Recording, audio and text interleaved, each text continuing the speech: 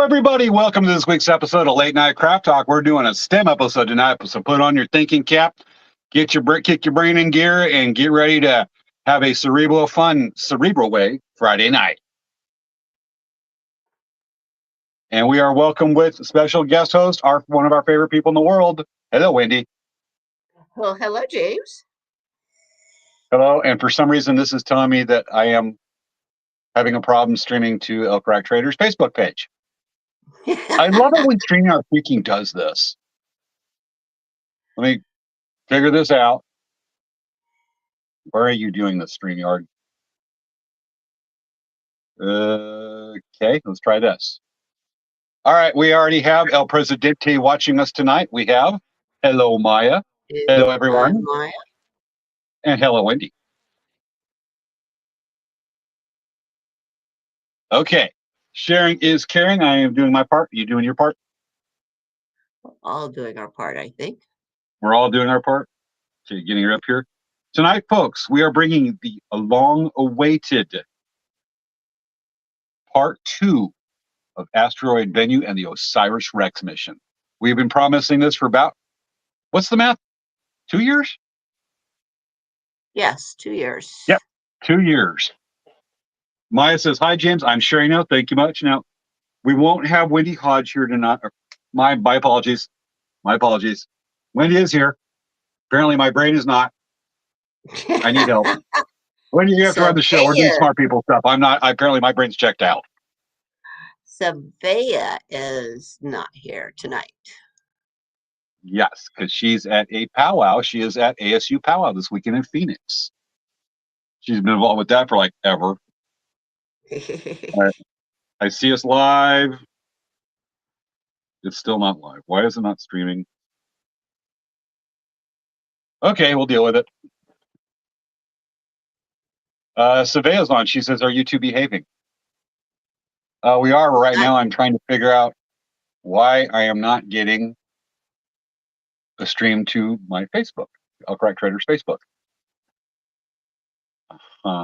Schedule for later. Why is it not streaming there? I don't know. You've got all the audio visual over there. Yeah, I'm figuring it out right now. Let's see. It's for some reason scheduled twice on here.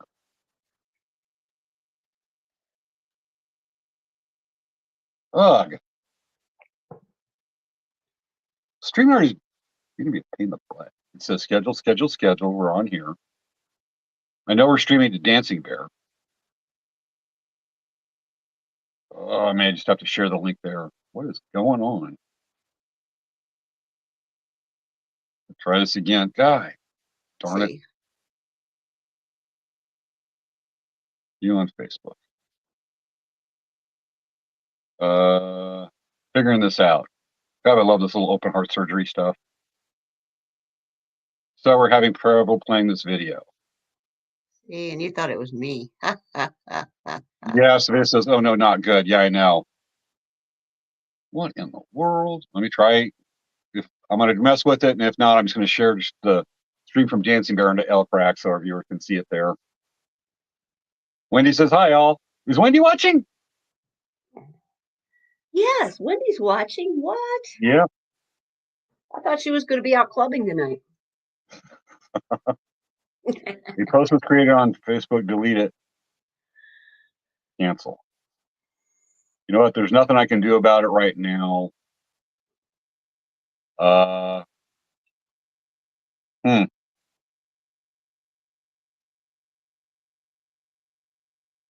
it's not streaming. I have to share it to Dancing Bear. Why are you doing that?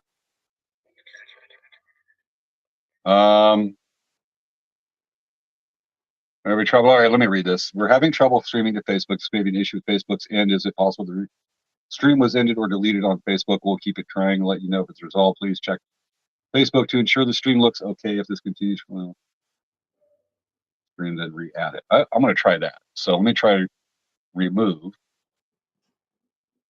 Might say remove. Okay.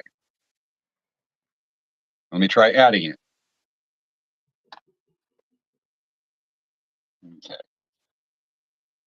Adding. and save changes. And is it streaming? We only got 4.5 minutes left. Yes, now it's streaming. Okay, share. Thank you much. All right, now I'm going to share. Thank goodness for these 10-minute countdowns to be able to work this stuff out. Right? Yeah, this booger. Okay, refresh page and share. Where are you doing this? Well, I love it when it is. StreamYard's just gotten goofy lately. And it doesn't say I'm live. You know what? I'll live with it. I'll be right over Maya. Let me do a little, nothing like Life on the Edge here. And it is not streaming to Elfrack. And this says it is. And no, it's not. On a wing and a prayer. Yeah. Let me try this again. I'm going to try it one more time. If it's not streaming, like I said, I'll just share Dancing Bears.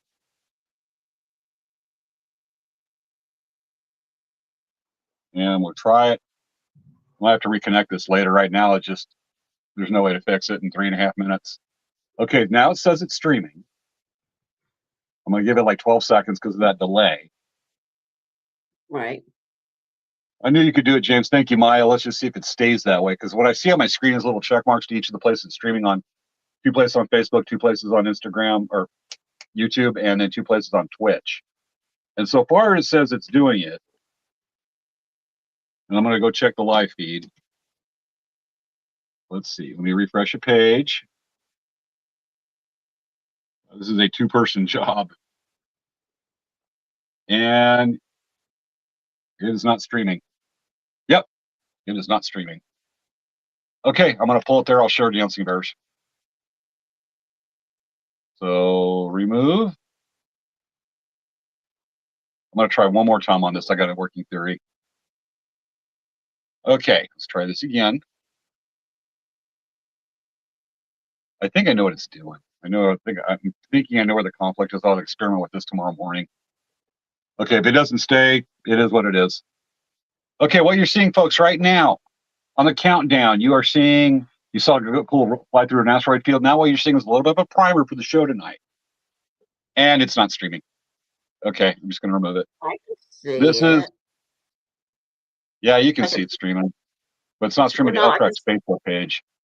So I'm just going to go ahead and share it on Elfrack. Yeah, because I can see it on YouTube. Yeah, I know it's not. I know it's going good there. Yeah. So let me look up Dancing Bear. We have to do this while the show's going. We got a minute to do that. You should be able to swing something like that. Okay. Oh, bugger. Sometimes you just can't win. Share. I'll just share this one. The way it is. We are live for tonight's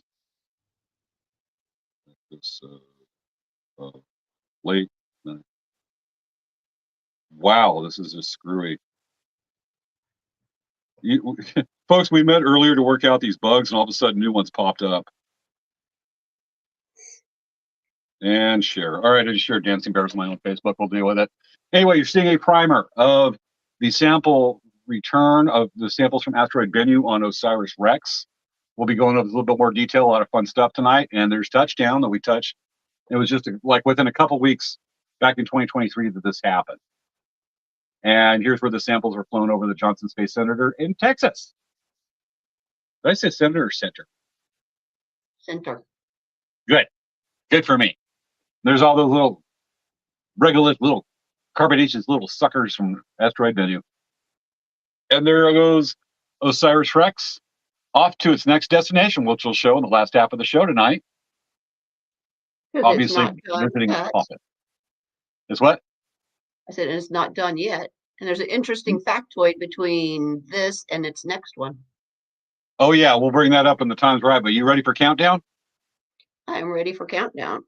And starting at 10, 9, 8, 7, 5, 4, 3, 2, 1. Showtime! It's time for Late Night Craft Talk with hosts Svea Yang and James Hermes. On this week's show, OSIRIS-REx and Asteroid Bennu Part 2. Why are meteors so good at making friends? They're always making a striking impression. It's time to start the show.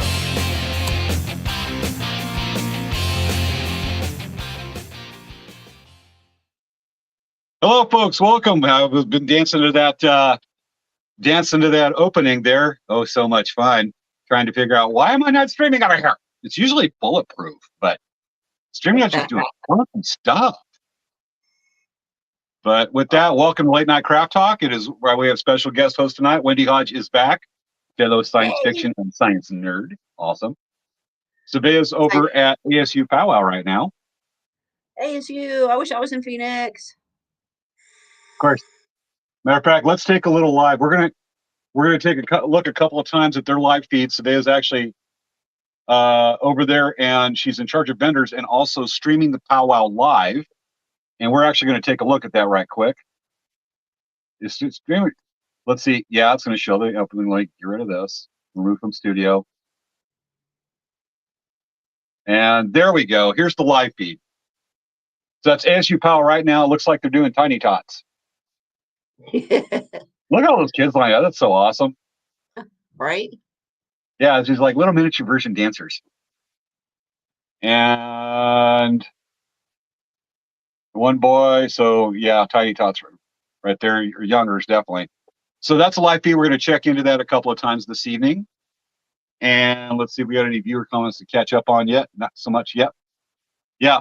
If you're wondering, you can actually catch that. If you go to YouTube and type in ASU Powwow, you'll see the stream live. It's going right now. It'll be going all weekend, provided by Svea Yang. Thank you. And the StreamYard service is being so funky with us tonight. I'm almost wondering if it's a technical thing because we're streaming on the same. It's on the same account that the show's on and ASU. I wonder if there's actually too many destinations technically right now. It's just kicking Elk Rock off of the Facebook. So, I'm not thinking out loud on that one. Let's get to the. Let's get on with the show. So, Late Night Craft Talk. We started this show in April of 2020 during the pandemic to feature because everybody was bored, nothing to do. We dropped this on to feature inspiring subjects and people in interviews, and we are just about. I mean, this month is starts year 5 for us. So we've been doing this a while, and it's put on in conjunction between Dancing Bear Indian Trader and Elk Rock Traders.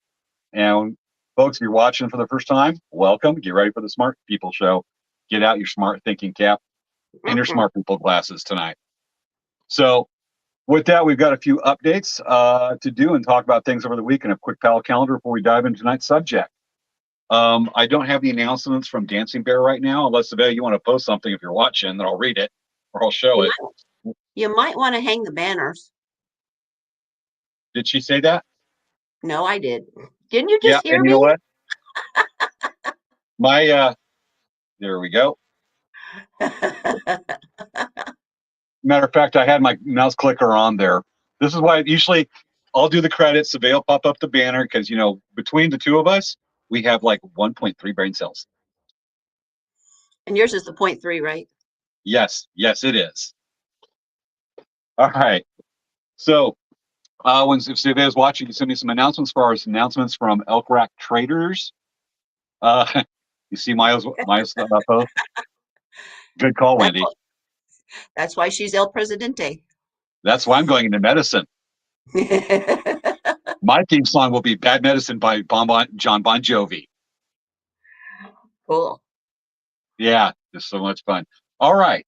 So with that, any announcements from Elk Rock? Nothing this week other than we will be at Lakeside Rodeos coming up April 24th through the 28th. It is a 4-day rodeo. We'll be there Thursday night, Friday night, Saturday night, and Sunday afternoon at the rodeo.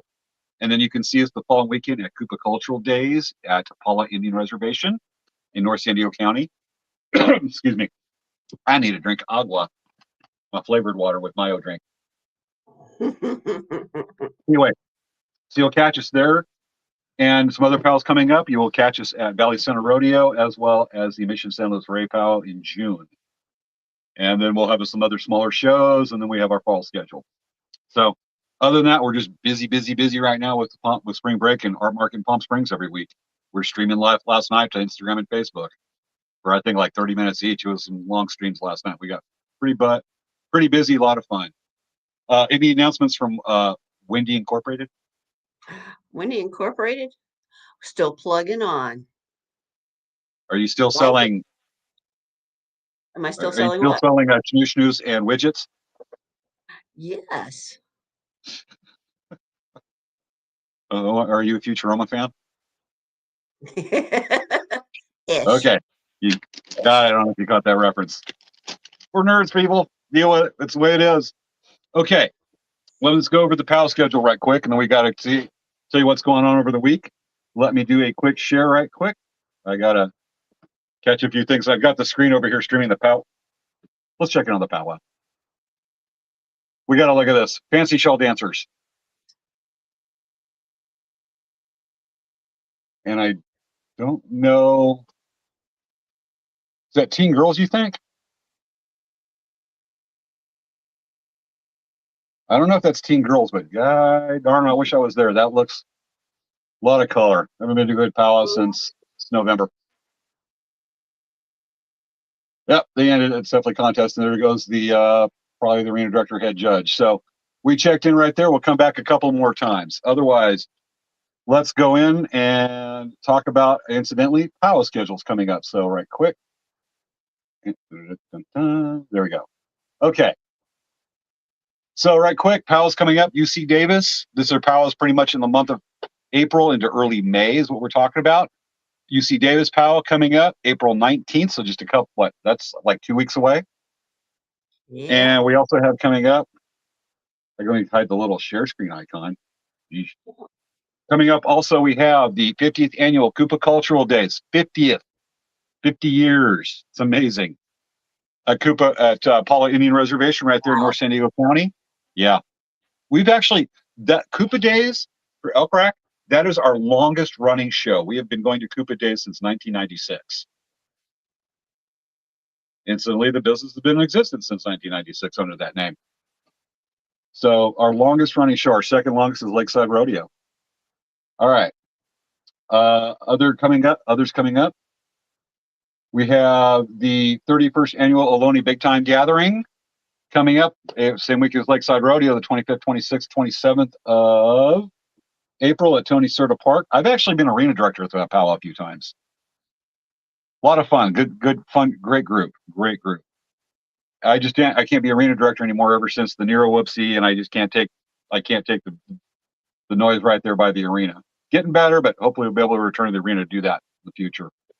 And last one, we have Southern California Indigenous Cultural and Arts Festival coming up April 19th, 2 weeks from tomorrow. And that is presented by the City of Escondido and the San Pasqual Band of Mission Indians. That should be the last of them. Last one. Here's the California Union Big Time and Social Gathering, April 5th. Tomorrow, folks, if you live over near Cal Poly Humboldt. So look over in Arcata. Yeah. Tomorrow is also First Contact Day.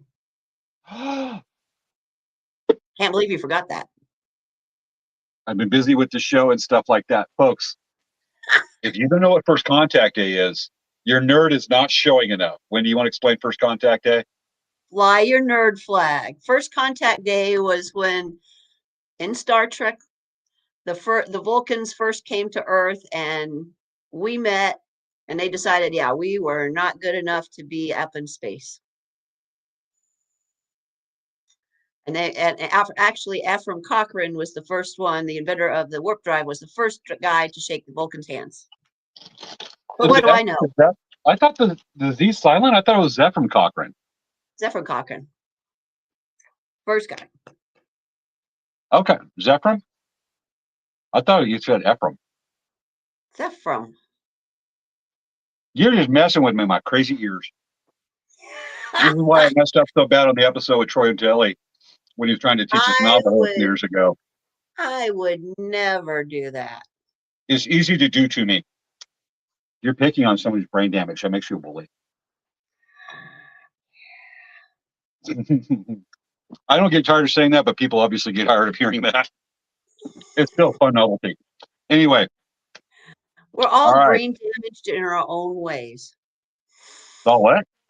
We're all brain damaged in our own ways. Some are medically proven. Okay.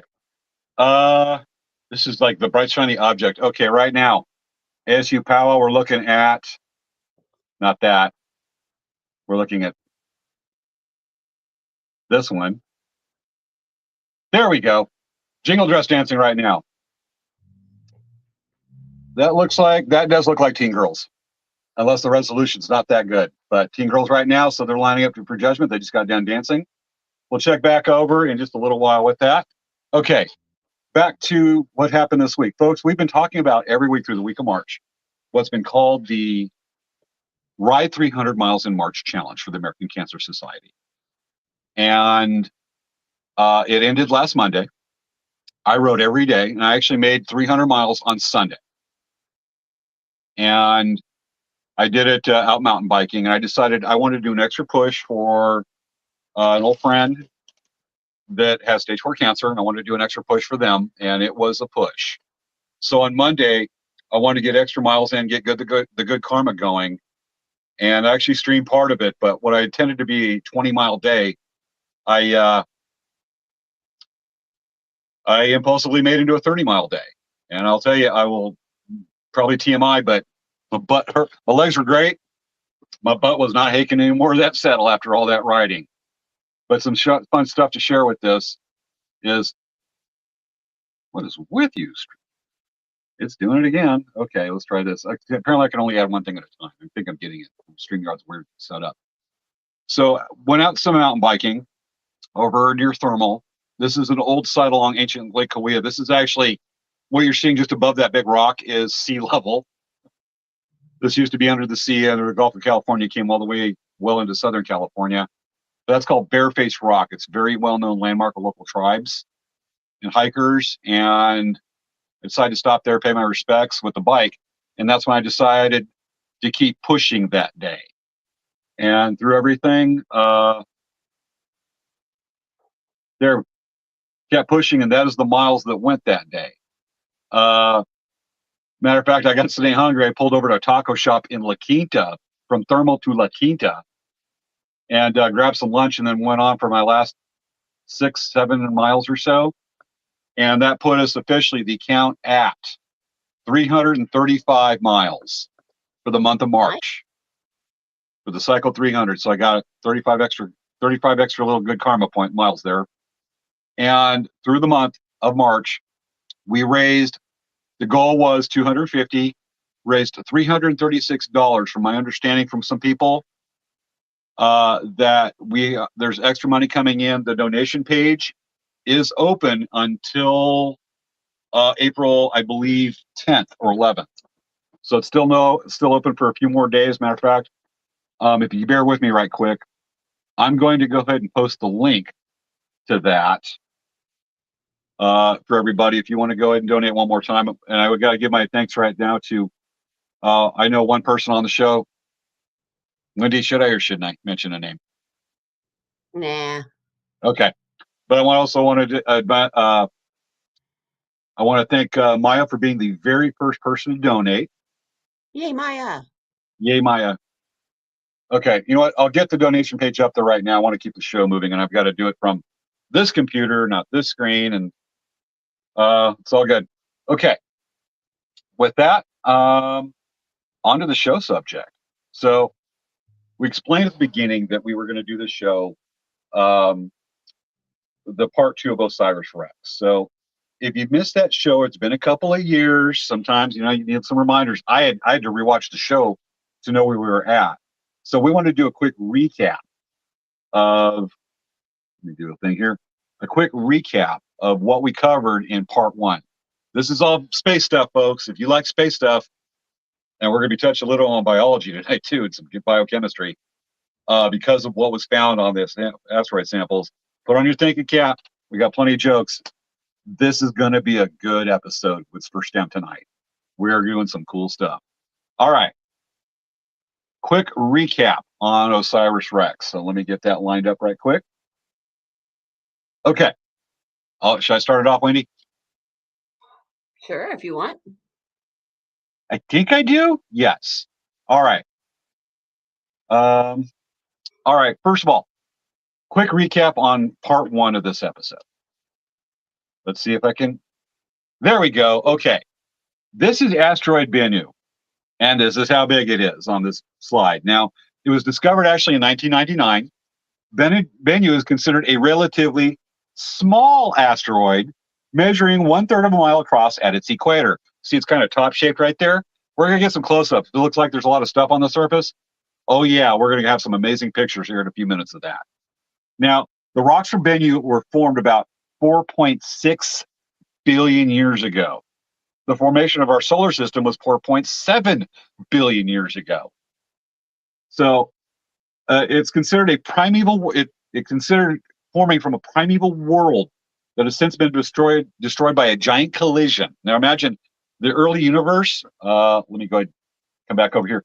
The early universe was not what it is now. There was all kinds of things floating around. There could have been as much as some estimates put as 2 more planets, maybe 3 or dwarf planets within the inner solar system. So that's like Mars. You got Mars, Earth, Venus, Mercury, Sun. That's the inner solar system. And there could have been more flying around, and there was all kinds of collisions and wild stuff happening. And this is considered one of those leftovers from those collisions, 4.6 billion. How did Isaac Asimov say billion? Billion. Billions and billions.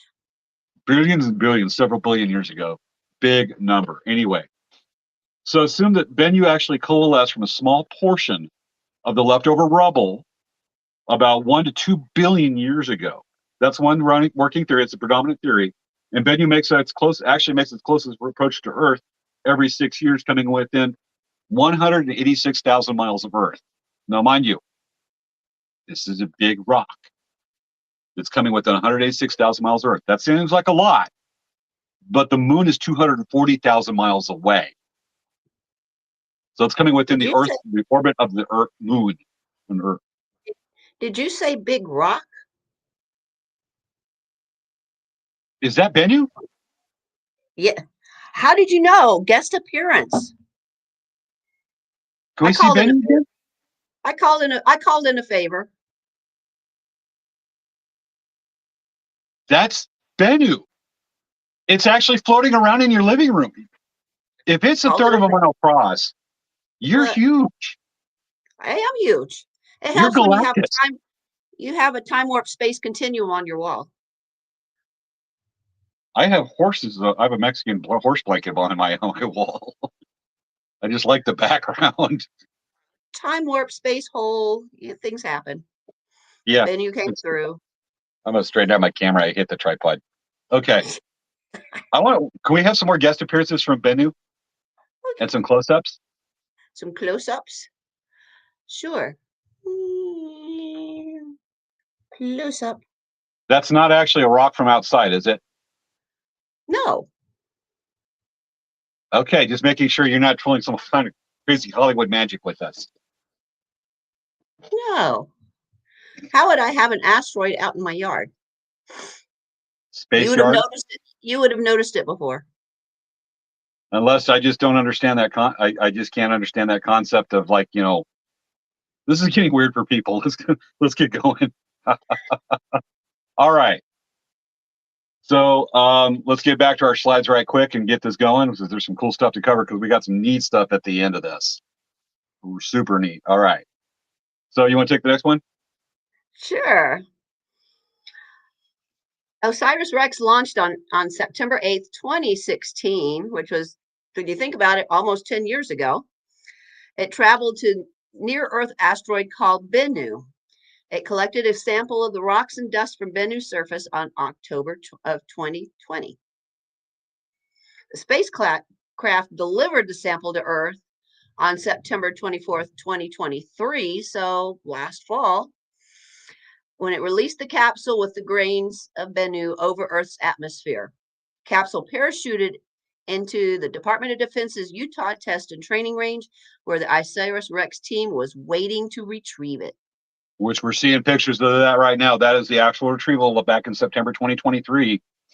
I love it because that's actually the capsule where it landed, right there in the upper right. And that's the team that received it and started taking pictures on the upper left. And the bottom two pictures are the processing of it.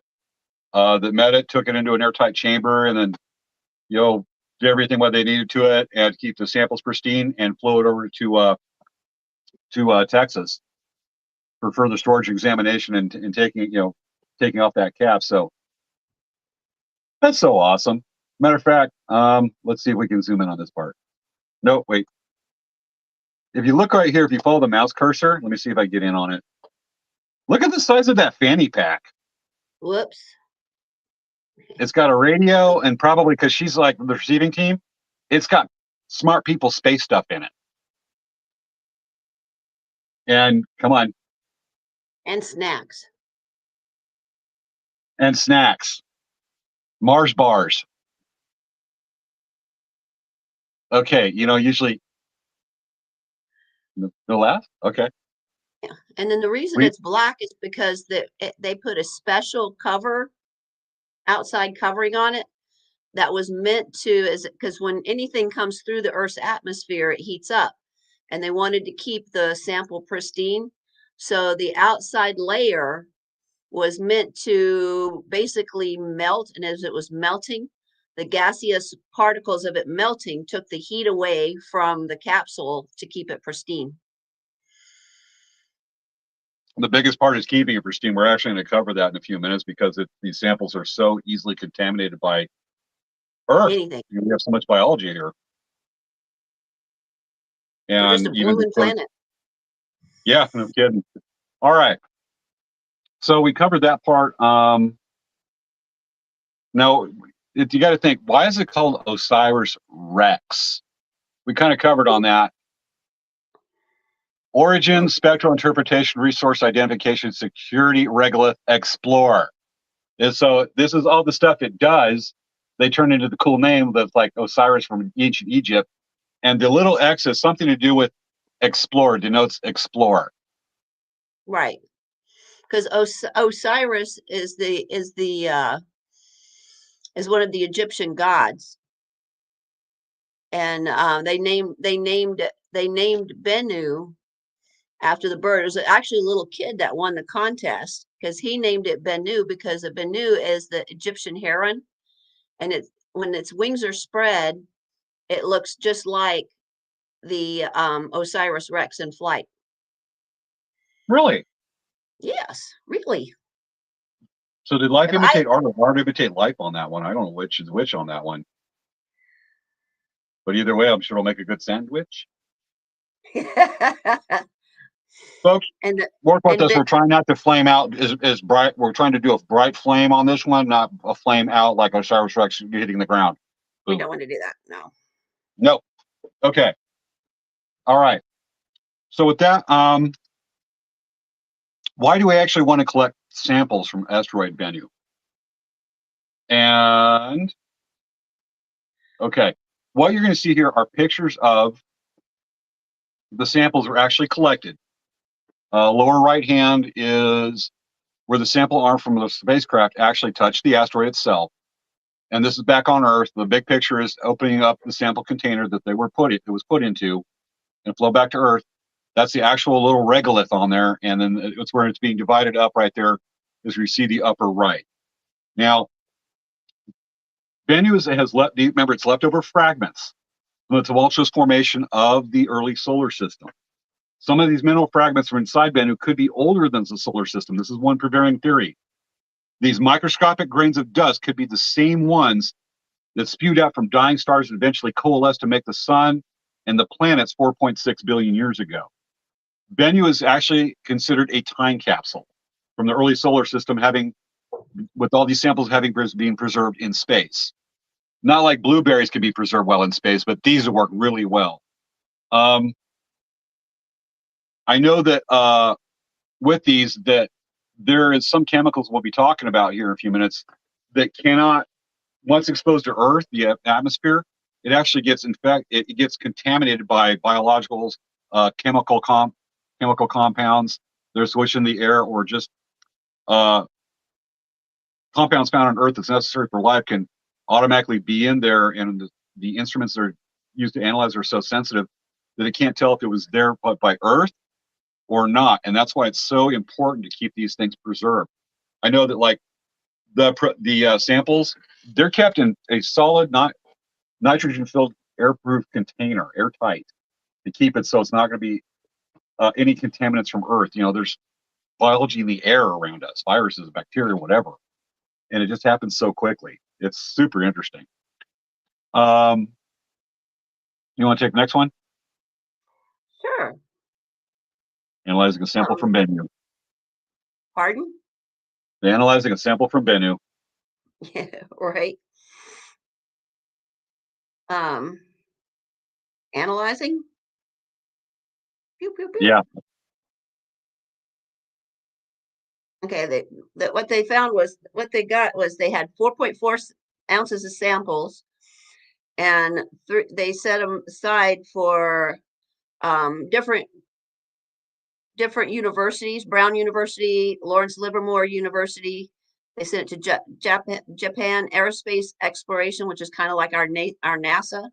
The University of Arizona, where Svea is, so she's right by the samples. And then we have some in the Smithsonian University and actually on display at the University of Arizona.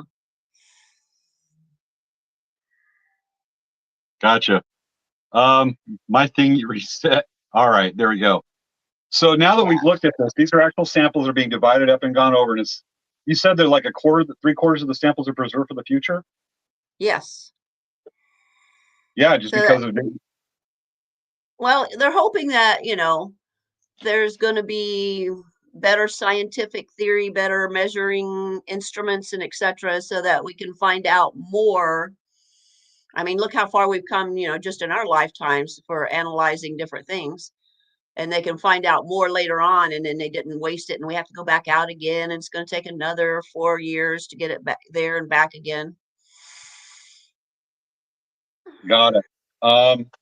Yeah, just keep it for posterity. I know that was done. The same thing was done for lunar samples from the Apollo missions, for the lunar samples of the moon, right? And the moon rocks.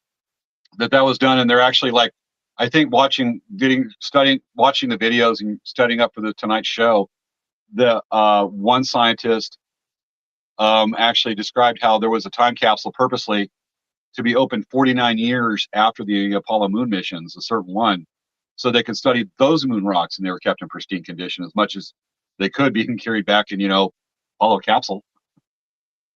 But they were finding stuff that they didn't realize that with the techniques that exist now, basically 50 years later, that didn't exist in that first 10 years after the Apollo missions, that they were able to discover things about the moon rocks from those. So it's still being done. I know, and there's still a large sample of moon rocks from the Apollo missions that have yet to be opened. And that's going to be done well in the future. Of course, we're more likely to be able to after the next 10 years in the 2030s, be able to bring back more moon rocks a whole lot easier than the Apollo missions were. Right. So with the samples you see here with Bennu, what exactly was found? Okay. For a little background, we're going to describe what an amino acids. Thank you. Sometimes that Okie just comes right out and insists on taking over. All right. So we're going to say, what is an amino acid? We're going to get technical here. I'm going to put on my smart people glasses, matter of fact. Ready, Wendy? Folks, put on your thinking cap. We're going to talk about biochem for a couple of minutes. This is our smart people glasses. Look at Wendy's got, it just comes natural to you. For me, it's an act. Okay. Amino acids, not amino. Not amino. Pretend to be Southern for a bit, and amino. It's the slow talk Southern. That's not such the accent. The amino acids, right here, what you're seeing right there. Now, amino acids are molecules that combine to form proteins. Amino acids and proteins are the building blocks of life. There are actually 20 different types of amino acids. A protein consists of one or more chains of amino acids. We go all kinds of details here, folks, but we don't want to make, when you're watching and you talk about this tomorrow, we don't want you to confuse people. So let's just keep it kind of simple right there as we talk about building blocks. And we're not going to go on the rest of it. I'm sure everybody else knows all about all the biochem, about how the amino acids make molecules, proteins, all that. This is old news for a lot of you, I'm sure. Yep. Yep, totally. Okay, you want to talk about regolith? I was just reading about amino acids the other day. Oh, casual reading. Casual reading. Got it. Yeah, regolith is actually the loose rocks and scientific word detritus that cling to Bennu. Okay, And it's not. I can It's understand. not. I have the glasses on. Yeah. That's what regolith actually is. It's the loose stuff that, once they smashed, because they thought it was going to be like we see in the movies, it was going to be a solid surface on Bennu, but it's not. It was not. It was like a ball pit or popcorn, because when they went down, they had a spring on the arm that was going to collect the sample, so it would like bounce gently into the surface and catch it. But what happened was it went in, what was it, 1.5 meters before they went, oh, we're just going right straight in, just like if you stick your hand in a big, huge tub of popcorn and you just keep going down and going back up. So they had to like stop it and reverse thruster so that Osiris didn't disappear into Bennu. Yeah, it totally would have. And I think that the kid's ball pit is the perfect analogy for that, because if I remember right, it kept on going because it did, anticipated a surface. It was so loosely packed because of light gravity and everything. They didn't anticipate just that much. I mean, when you look at the video, it's just, and we saw it earlier, just all over the place. But I think it was actually, they had anticipated disturbing like 1 to 2 centimeters of the surface. And what actually happened was 6 tons of rocks and detritus when they came down went out, and they actually made another crater on the asteroid. Like quicksandish. Yes, definitely like quicksandish quite a bit. Good way to do it. Did you see we have a spammer? We have a spammer? Yeah, we have a troll from Twitch. It's always coming from Twitch most of the time. We're not going to show their comment, folks. Well, what's a show or a Facebook post without a troll? It's got to happen. And it's not even a cool troll like in Tolkien. I know, right? Totally. Or Dungeons and Dragons. So these clues, all right. As Wendy was saying, let's see, regolith from Bennu, 14 to 28 examples. Did we do that one? Do I? I don't have ampules. You must have that. Okay. So after examining the amino acids, we're going to go back to a slide we showed here a minute ago, folks. After examining the amino acids, got to not do the Southern, or do the Okie, more the Southern. Now, after examining the regolith from Bennu, 14 of the 20, remember there was 20 amino acids. Got to catch that. 14 of the 20 amino acids that make life on Earth possible were found on asteroid Bennu in the samples right there. Also exceptionally high in a high abundance was ammonia. You were about to say I said, yeah, my favorite amino acid down there, tryptophan, the thing in turkey that makes you go to sleep after a turkey dinner. No kidding. I didn't know that was an amino acid. And then lysine, glycine, histidine, asparic acid. There's some cool names here. Glutamic acid. Alanine. There's a lot of enes in there. Or X or X. You know what glutamic acid is, right? No, even though I have my smart people. Well, let's say I do, but go ahead and tell the audience, because I know, because smart people classes. It's like when you do a heck of a lot of squats during your workout and your bum starts burning. I can see that. I can see that a lot. Okay. I thought that would be bumadine. No. No, because it's like the lactic acid that Bummer builds up in acid. your muscles. Okay, it's just Lactic real thing. acid that builds, yeah. See? Yeah, true enough. Okay. I know that there's some amino acids that there's others the body cannot produce itself. And so it's needed Right. from certain proteins from other animals, from food sources, whatnot, that we need that's proper to live. So it's just a mixed bag on that stuff. It's kind of a little mixed, kind of thrown tossed up in the air salad where we have what we have and what we know need on this stuff. So other things that were detected in the samples was ammonia. And ammonia is actually important for biology because it can react with formaldehyde. No, never mind, preserving bodies. Okay. We're talking on like a microscopic level, like Ant-Man level. Okay. You had to bring in Marvel. Yeah. So, Only one that can get there. Gotta get there. We don't need PIM particles to get that small. We can just leave it at that Ant-Man small. Okay. Formaldehyde, which is also detected in the samples, form complex molecules such as amino acids. Smart people, smart classes. See, Form look, of you amino got it. acids.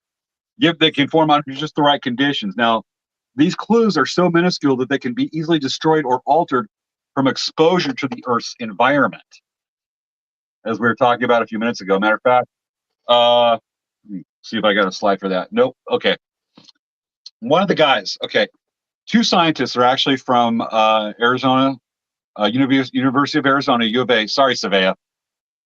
Matter of fact, let's go ahead and apologize to Svea right quick.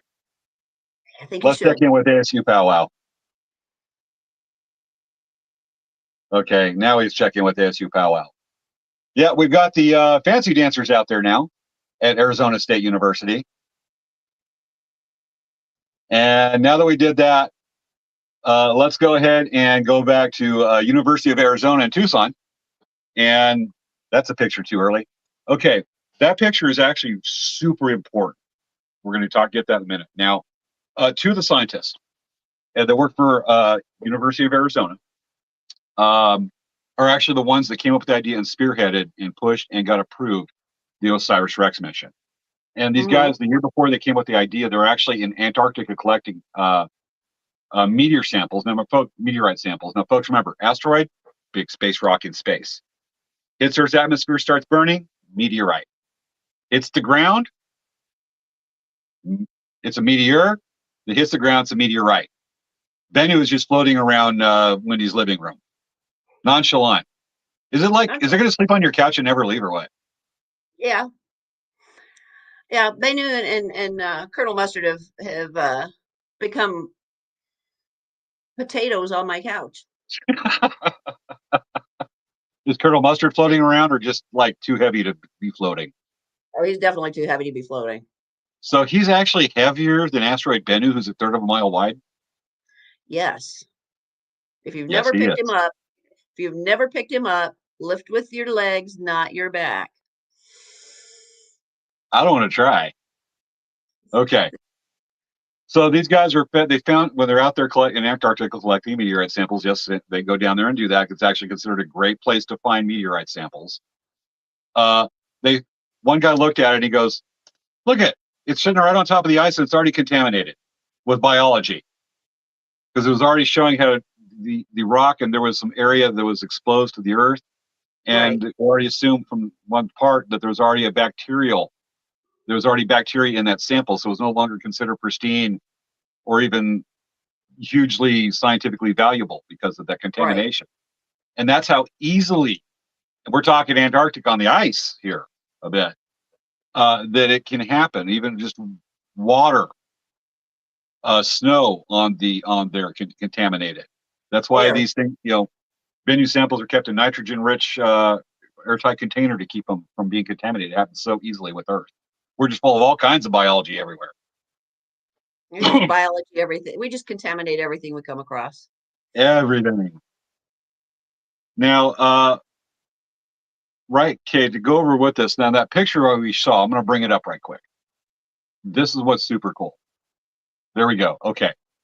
Now, scientists not involved in the search for life compounds like amino acids discovered that the asteroid's dust was rich in carbon and nitrogen, which, carbon, you need that, nitrogen, you need that for, for life. Obviously, our bodies, our whole chemistry is based off carbon. And as well as, is rich in carbon, as well as the organic compounds, the stuff that makes the amino acids. Now, all of which are essential for components for life as we know it. Now, what you're looking right here, this sample, this is an actual close-up sample of Bennu, contains magnesium sodium phosphate. Put on the smart people glasses again. We need to do this for this part. Here we go. Okay. Magnesium, where is it? Okay. Remember, what you're looking up is actually, close up right there, you see is magnesium sodium phosphate. Now, the research team that found this were not able to find this in the remote sensing data collected by the spacecraft Bennu. They had to take direct contact and direct close samples to find this stuff.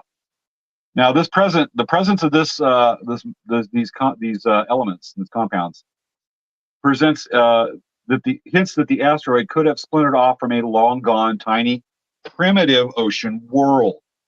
Think a mini Earth with oceans, or just water right there. And so that's how these come in here. These are actually, this is a lot of the sampling was discovered to be dominated by clay minerals, particularly serpentine, and the sample mirrors the sample right here mirrors the type of rock found at the mid-ocean ridges on Earth, where material from the mantle, the layer under Earth's crust, encounters water. It's one reason it's figured that this came from a small watery world. Slosh around ice, don't know, but this was not expected right there. I'm going to put the glasses on, leave them on. So that's super impressive. You want to take number 7? Wendy? Okay, did I freeze or somebody freeze? That ain't good. Okay, folks, I don't know if Wendy froze up or not, or what's going on at the moment. So I'm going to continue as if we're still streaming with that. So we're getting racked with technical difficulties. It's kind of eating stuff up. So I'm going to assume I'm still streaming on this one. We're going to keep on going. Now, their interaction right here may result from clay formation, but it gives rise to a variety of minerals like carbonates, iron oxide, smart people glasses, and iron sulfides. But the most unexpected discovery in the presence of water is the water-soluble phosphates. Now, that is stuff that can be dissolved in water. Yeah, we accidentally lost Wendy. We'll see if she can sign back on. Now, these compounds are components of biochemistry for all known life on Earth today. All right, smart people glasses off. We have talked about biochem. We are past it. We needed to get on there. It is super important. That emphasizes just how much material is found in the Bennu samples. Just how important that is. Almost a game changer. And so, with that, that's the story of what's happened with the samples of asteroid Bennu. Now, there's still a spacecraft that's offline. Let's see if we got. Oh, Wendy's back. Let's bring her. Yeah. What happened?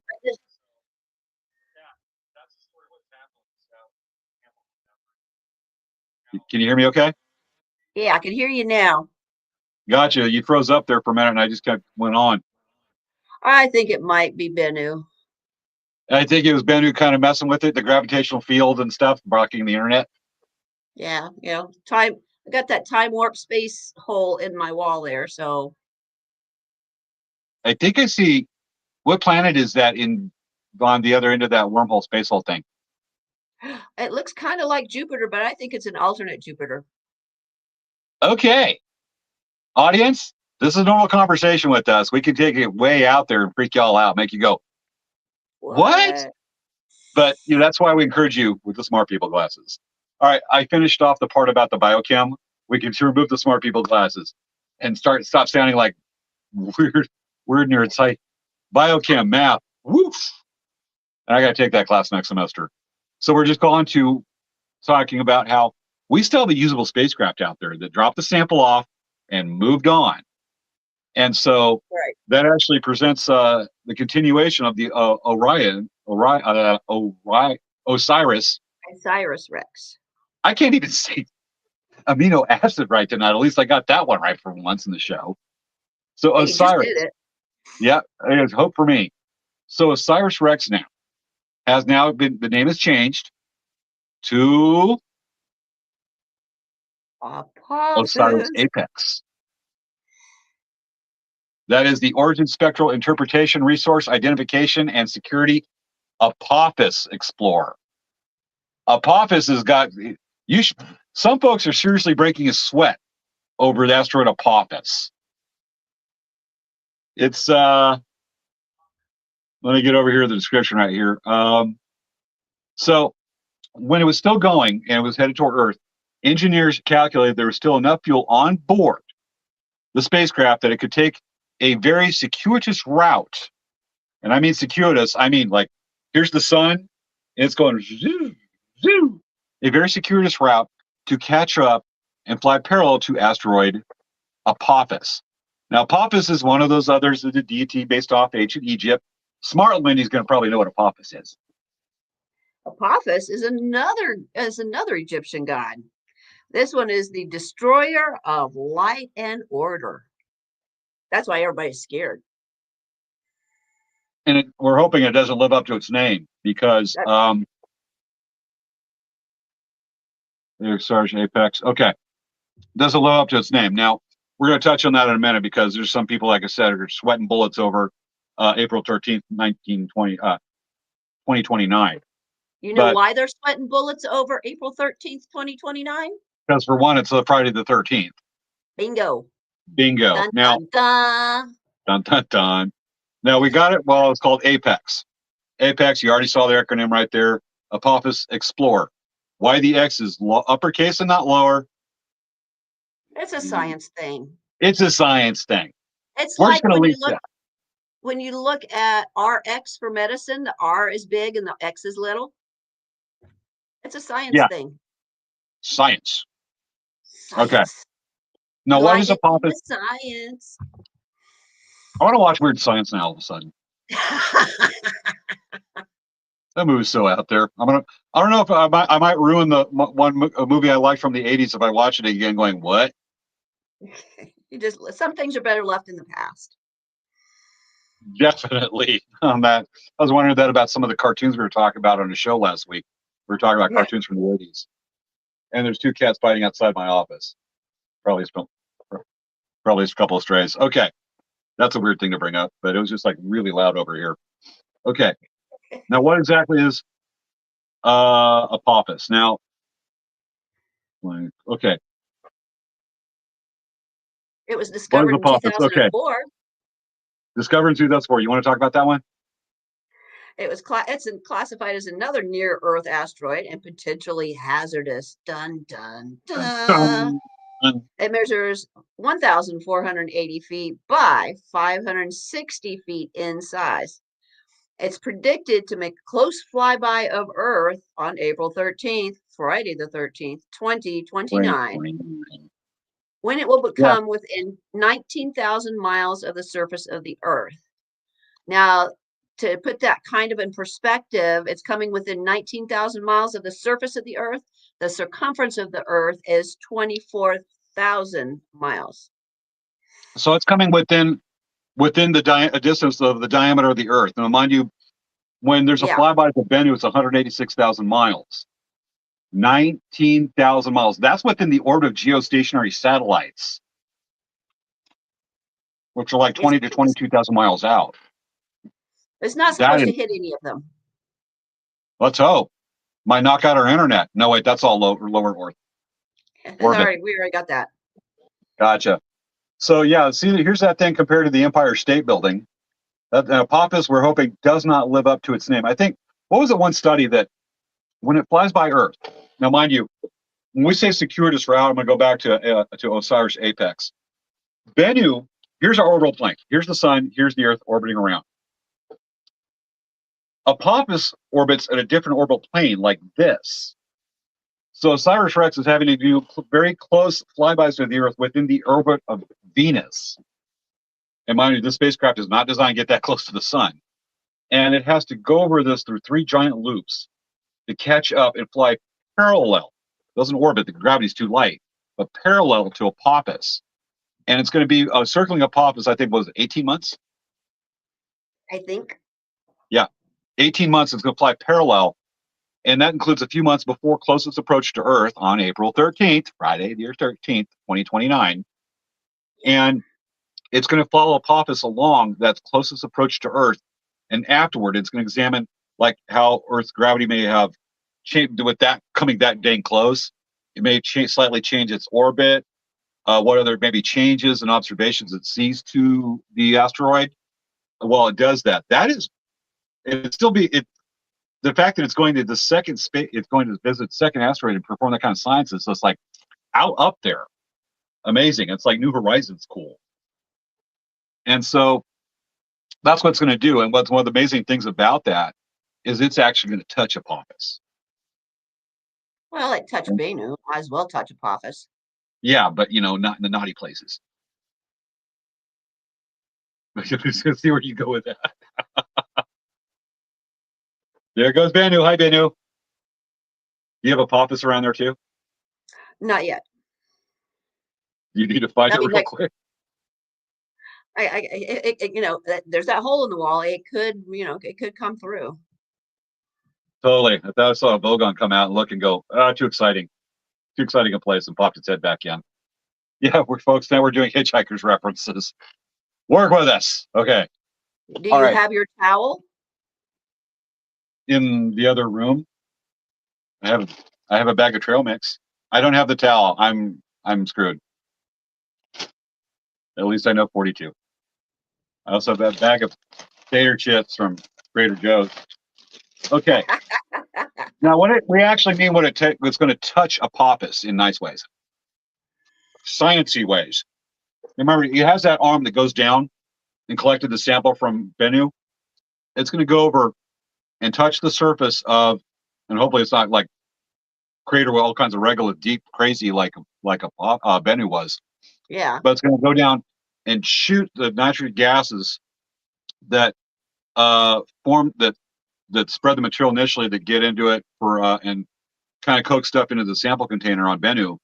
It's going to kick up some dust and look at the sublayer underneath what's already that black layer of Apophis to see what's on there, run a spectral analysis, whatnot, to see what's underneath and get to know that asteroid, because they really want to get to know, because they could possibly hit Earth and ruin somebody's picnic, and the least of their picnic. We're not talking about things that'll take out life, destroy the dinosaurs, but let's just say that at the beginning of the show, we showed a picture of Meteor Crater in the opening credits. We're talking about that kind of bad day or a bit bigger. Right. Definitely. So that's what we have. It's ongoing science. It's really cool stuff. It's already 10:53. Holy cow. Right. No kidding. I was actually having a fun thing to close the show, but should we check in with ASU Pal right quick? Sure. Okay, folks, here's what we have with ASU Pal at the moment. StreamYard, you are getting a pain in the butt with your updates. Okay. We have Men Southern Strait. And is it seniors? Nope, that's adults. So Men Southern Strait right there, ASU Pal right now. It is 10:54 at night. This Pal may go till midnight. Yeah. Judging from the crowd right there, it's definitely running late. I wonder how many drums they have there singing. Okay, so Men Southern Strait, we got a sneak peek on that one. All right, one last part. If you are looking and want to and really dig in the show, what we're doing tonight, and want to look at other space missions that are ongoing, we actually have that covered for you. Let me bring that up. Well, while you're bringing that up, if you want to see Apophis, you'll be able to see Apophis when it comes by from certain parts of the Earth. Yeah, I think when it goes by, it's going to be in view of Europe and Africa. Europe. Right. If you're in Europe or Africa, it'll appear like a bright star in the sky, really fast. That's awesome. All right, here we go. All right, so I've got it shared right now. This is actually a web page from NASA. right here, let me show it, that is active deep space missions right now. We're not talking about stuff that orbits the Earth observation or near Earth like that. Never mind the near Earth asteroid concept. This is different, but stuff that probes that are not in orbit around Earth. They've gone deep space to go explore things like Bennu, Apophis, Pluto flybys, deep space right there. And some of these names are really awesome. Let's see if I can zoom in on this. We have Bepi Colombo. Does that sound something like the old TV series? It does. It sounds like a combination of Columbo, the TV series, and Pepto-Bismol. Just one more thing. Bingo. So Bepi Colombo is an international mission comprised of 2 spacecraft riding together to Mercury, all the way to Mercury, the innermost of the inner planets, the closest planet to the sun, to orbit and study the planet from a unique perspective with the duo. Hayabusa 2, which is actually Hayabusa 2. That is actually from the Japanese Space Agency. Let me do the thing right here. Hayabusa 2 was actually the first, if I recall correctly, the first asteroid sample return mission. And I don't remember which asteroid it went to. Asteroid Ryugu. Okay, see on there. Asteroid Ryugu, and it collected not 1 but 2 samples from 2 different parts of the asteroid. And that's actually good because it can establish a baseline or a comparison. And they did it, and they think they came in with like half an ounce of the material. And a lot of the scientists that were on the science team for Hayabusa 2 or Hayabusa 1 and 2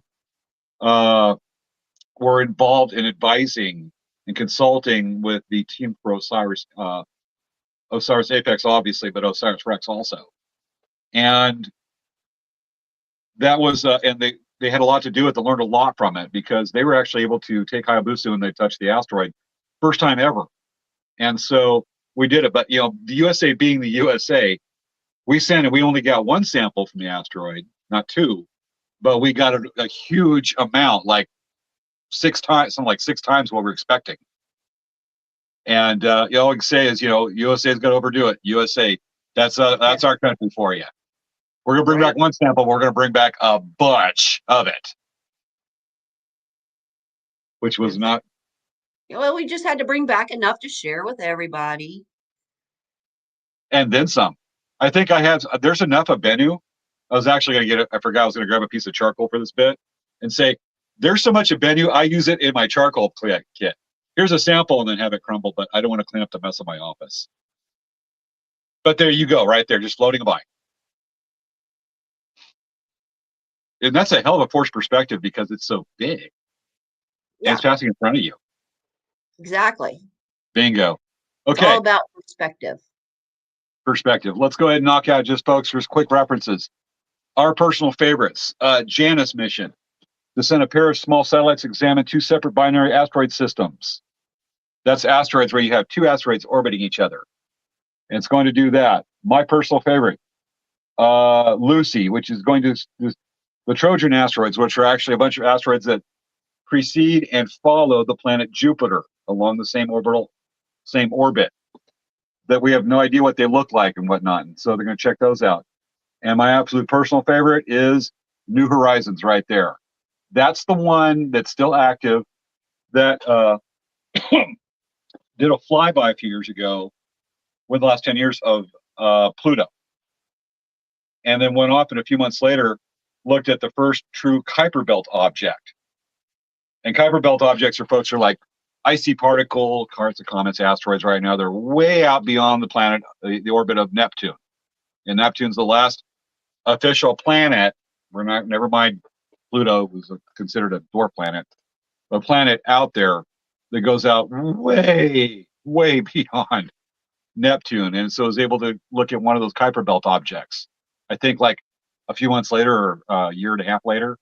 And it's still going out there, well on its way out. And then we have the granddaddy of them all.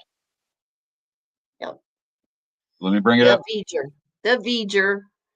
The V'ger. Oh, powwow. The powwow. It is jumping around. Wow. Yeah. It was doing this bad last week, and it's as bad as this week. It's jumping around. You hit one thing, and then something else pops up. Voyager, folks, right there. Voyager 1 and 2, the twins, launched in 1977. These suckers have been going on dang near 50 years. And we were talking about this earlier in the show. These are the first spacecraft. They explored the outer solar system and went beyond. And they're, what's the math, 15 billion miles out? Yes, about that. Yeah. They're beyond. They're the first. Let me check. You see them out there? Right over there. Okay. They're gone beyond. They're now officially in intergalactic space. They've gone beyond the sun's heliopause, which is the boundary where the solar wind quits blowing. It just peters out, and it's officially the boundary of our solar system.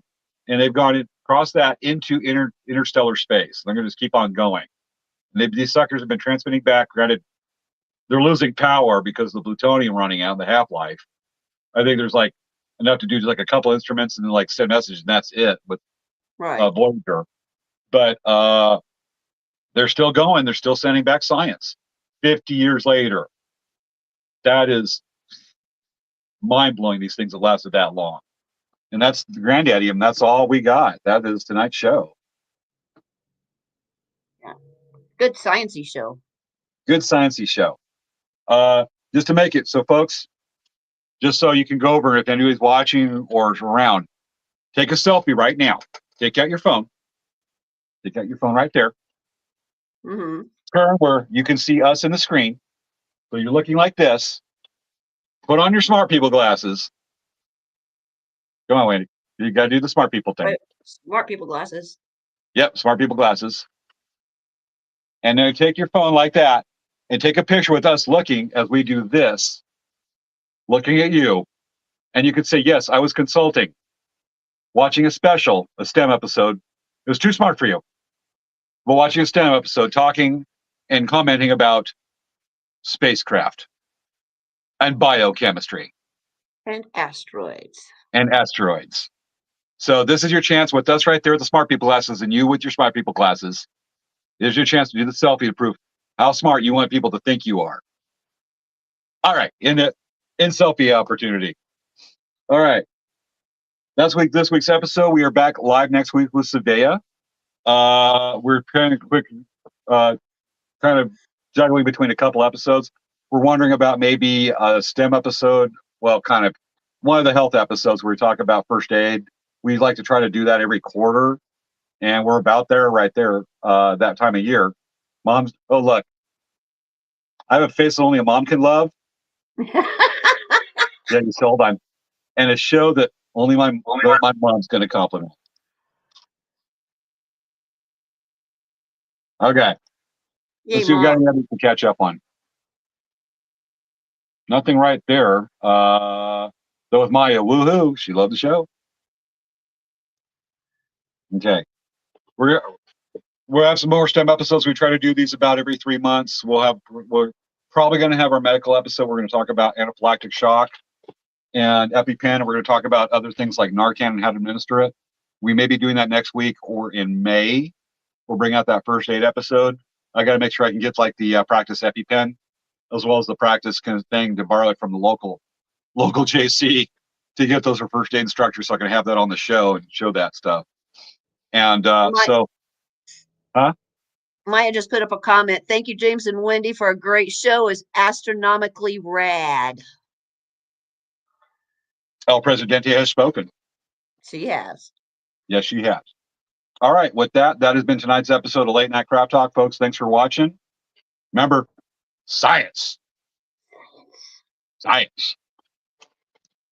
And let me go ahead and get it up. Stop screen. Okay. With that, I got to do the whole. It's hard to reload the video file. Okay. It's hard to load the right one with this because, like I said, StreamYard's just done some updates, and we're hoping that it's not automatically putting links and advertising. We know it's not doing with a watermark, but in the posts on this show, we find it's doing that, and it's not supposed to be. So we're a little frustrated with that. But hopefully we get this stuff straightened out, because every time you get one of these companies do an update, you're left going, what? And going, dang it. All right. Oh, it's a pain in the butt. So Where'd the show closer go? It's in not even showing. God, it's not even showing the files in the right way. Oh my gosh. Okay, here we go. All right, folks. Thanks for watching. This has been another episode of Late Night Craft Talk. Bye, Wendy. Bye, James. Bye, Maya. It's Bye, time everybody. for Late Night Craft Talk with host Svea Kamori Yang. That wasn't supposed to happen. That was like the not dancing bit. No, that was the opening credits. That was the generic show open. Where we don't have something, we don't have time. Then we See? play that if we don't have time to put together credit if it's a especially busy week. My space warp has like come through the screen. I guess because I just hit the show closer and it played the opening.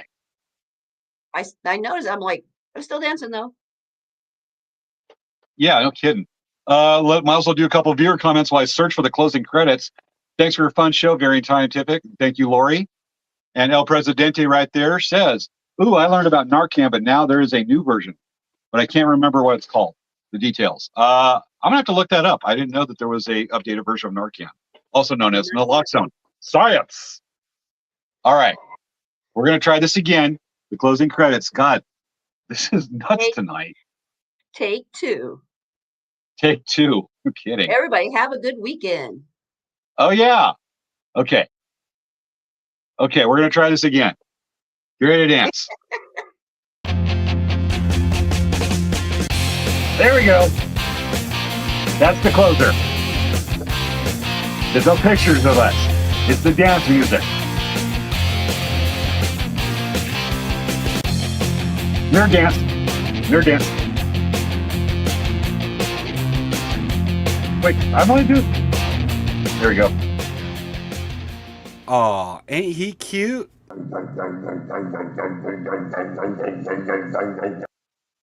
Good night, folks. Night, folks. Are you going to at least say something disparaging about Jar Jar Pickles as Svea usually does? I already said. I already shook my head and said no. He's not. He's No. awesome. Just no. You're going to get a visit from Jar Jar Pickles. He's past his half-life. Oh, God, I don't even want to think about what happens if I open up that jar of pickles. I've had that stupid thing for like 15 years. I don't want to think of what kind of biochemistry, how that can ruin it, contaminate and everything else and possibly destroy the world, much less a contaminated a sample of asteroid Bennu. Right. Yeah, there's a shelf life on that stuff, but he's sitting right there. All right, folks, good night. Good night.